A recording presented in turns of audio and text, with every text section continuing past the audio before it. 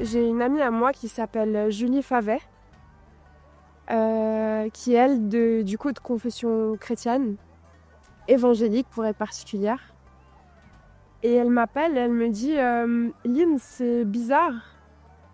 J'ai l'impression que Dieu m'a parlé. Donc elle dit Dieu, donc elle dit God. Elle n'a pas dit Allah, mais elle a dit Dieu. Dieu m'a parlé et Dieu m'a dit, en fait, je te voyais toi et je voyais que tu parlais du Coran. Et quand tu parlais du Coran, tu m'as dit verset numéro 6. Et elle voyait des mots, elle voyait force, elle voyait foi, elle voyait islam, elle voyait patience. Et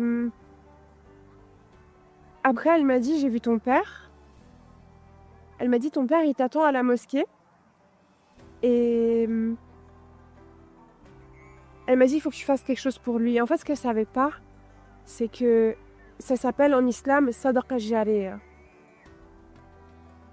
Et du coup, quand moi j'ai eu cette révélation, j'ai pas pu.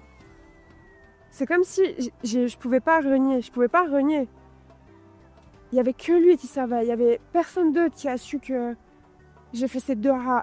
Et personne savait ce que j'avais dans mon cœur. Et pendant toutes ces années, j'ai cherché pendant très longtemps des réponses dans ma vie que j'ai trouvées que dans l'islam. La paix que j'ai actuellement